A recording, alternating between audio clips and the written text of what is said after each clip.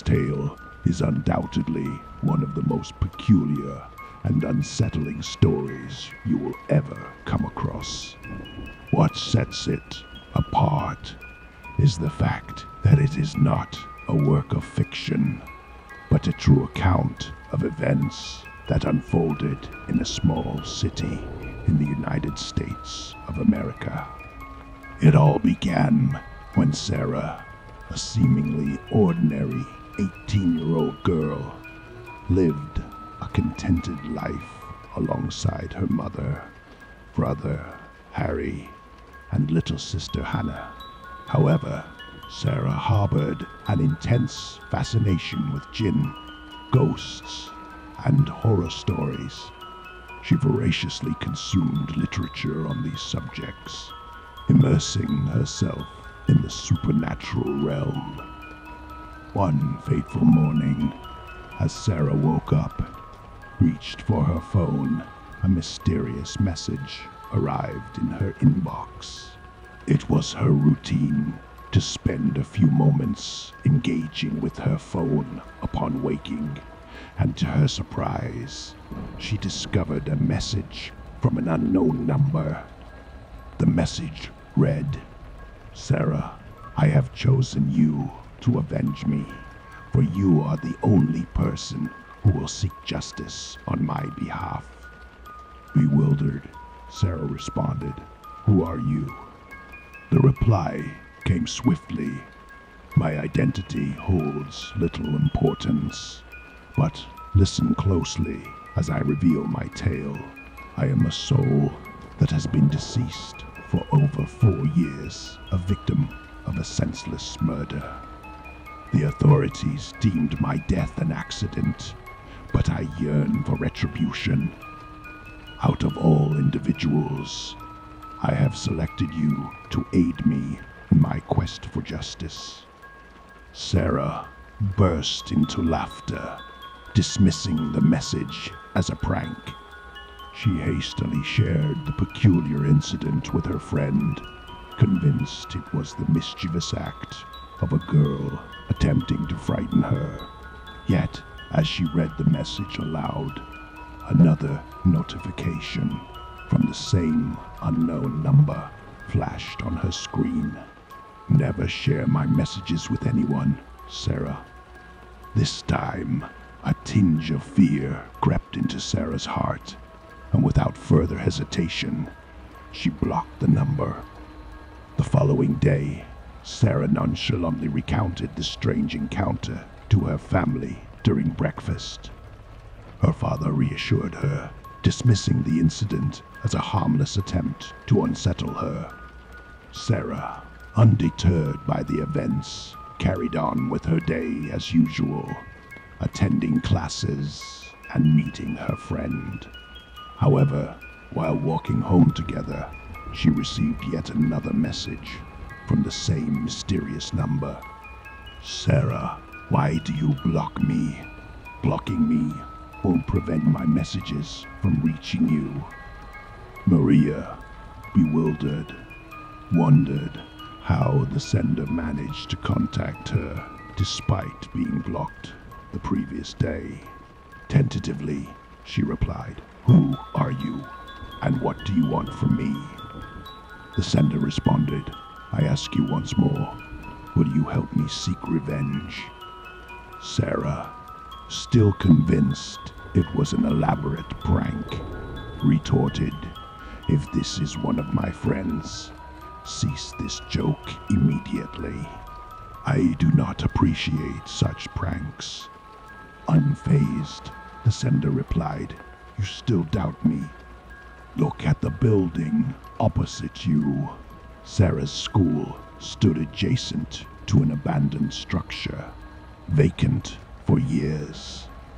As instructed, she glanced in its direction and spotted a figure cloaked in black, pointing directly at her.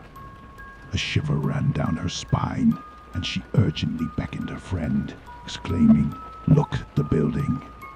Look at that person pointing at me." Her friend peered intently, but saw nothing of the sort. Simultaneously, a message appeared on Sarah's screen stating, "Sarah, fear not. Only you can see the figure. It remains invisible to others." Trepidation consumed Sarah, and she desperately tried to convince her friend of what she had witnessed, but her efforts were in vain. At that moment, Sarah resolved to cease responding to the enigmatic messenger and ignore the messages altogether. Days passed. Despite continued messages, she remained resolute in her silence. Then came an ominous message. "Sarah, tomorrow will bring your first warning." Sarah brushed it off as a mere bluff, dismissing the sender as a liar, seeking to intimidate her. The following morning, Sarah woke up to an ordinary day. She attended school, met her friend, and everything appeared normal. However, upon returning home, she discovered her father speaking on the phone, his face etched with terror. It was at this moment that Sarah recalled the threat and warning she had received. In a state of panic, they rushed to the hospital, where Harry, her brother, lay in critical condition.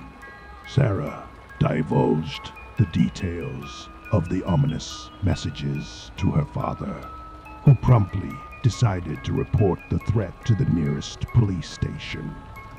The police station buzzed with activity as Sarah and her father arrived to report the unsettling messages and the sudden turn of events involving her brother's deteriorating health. They were ushered into a small, dimly lit room where an officer listened attentively to their account. The officer's skepticism was evident, dismissing the messages as nothing more than a cruel prank. However, Sarah's father persisted, urging them to investigate further. Reluctantly, the officer jotted down the details, promising to look into the matter. Days turned into weeks, and the messages kept haunting Sarah. Night after night, her phone would light up with chilling words, each one more foreboding than the last. Sleep became a luxury she could no longer afford, as fear gripped her every waking moment. As the days stretched on, Sarah's family found themselves caught in a web of inexplicable events. Objects would mysteriously move. Doors would creak open or slam shut without any rational explanation. Unease permeated the once tranquil household, and tension hung heavy in the air. Sarah's resolve wavered, and against her better judgment, she unblocked the mysterious number. A surge of messages flooded her phone, each one filled with malevolence and a twisted desire for revenge. The sender's demands grew more insistent, urging Sarah to take matters into her own hands. Haunted by the thought of her brother's condition worsening and the unrelenting psychological torment, Sarah contemplated the unthinkable. Could she truly be the instrument of vengeance for a restless spirit? The line between reality and the supernatural blurred, and Sarah found herself teetering on the edge of a precipice. With trepidation in her heart and a sense of obligation she couldn't shake off, Sarah made a fateful decision. She would venture into the unknown, diving headfirst into a world of shadows and mysteries, all in the pursuit of justice for a vengeful spirit who chose her out of the countless souls that inhabit this realm. Little did Sarah know that the path she was about to embark upon would lead her to face unimaginable horrors, testing her courage and fortitude to their limits. Her journey into the realm of the supernatural was about to unfold, shrouded in darkness and fueled by a determination she never knew she possessed. After Sarah discovered the slaughtered cat, her fear and unease deepened when she received a chilling message. The message threatened that if she did not comply with the sender's orders, her father's safety would be jeopardized. The ominous words struck Sarah like a bolt of lightning, intensifying her sense of urgency and the gravity of the situation. The malevolent presence behind the messages seemed to have a sinister hold over her life, using the safety of her loved ones as leverage to manipulate her.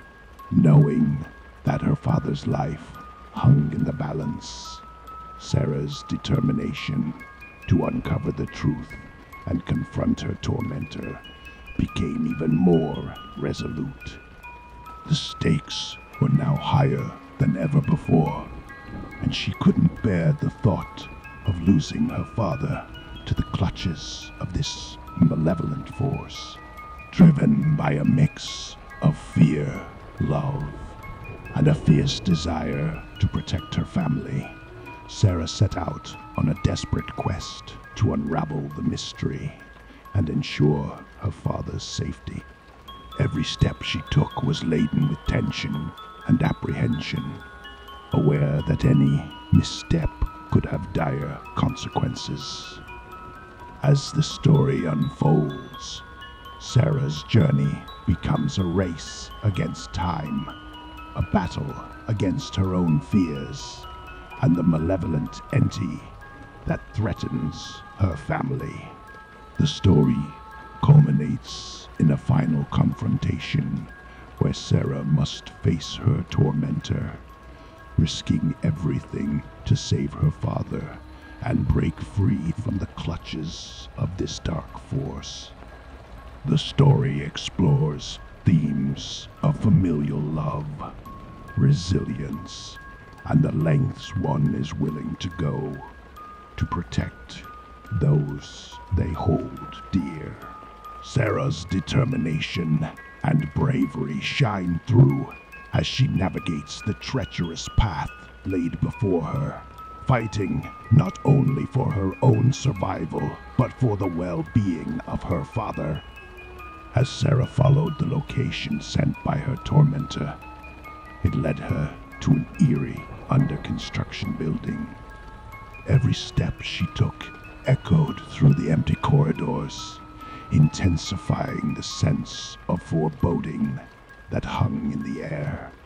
Upon reaching the roof, Sarah's heart pounded in her chest as she surveyed her surroundings.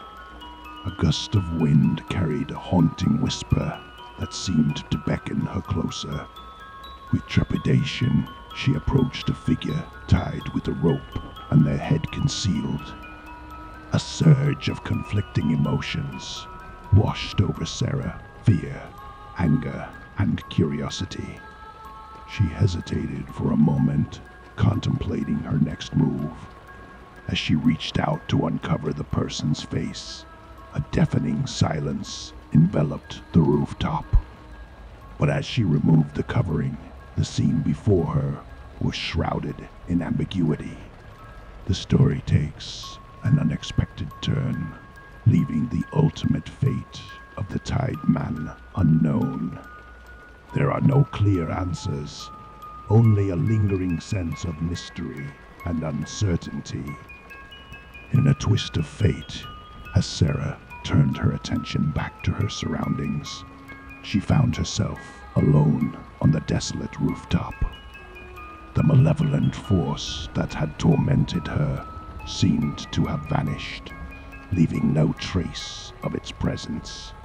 And so, in the absence of definitive answers, the story takes an enigmatic turn. Sarah's own fate becomes uncertain as well. Whether she disappeared, succumbed to the unknown, or found a way to escape the clutches of her tormentor is left open to interpretation. The story concludes with an air of intrigue, leaving readers to ponder the chilling events that transpired and the ultimate resolution of Sarah's journey. It serves as a haunting reminder that some mysteries may never be fully unraveled, and that darkness can sometimes leave its mark in ways that defy explanation.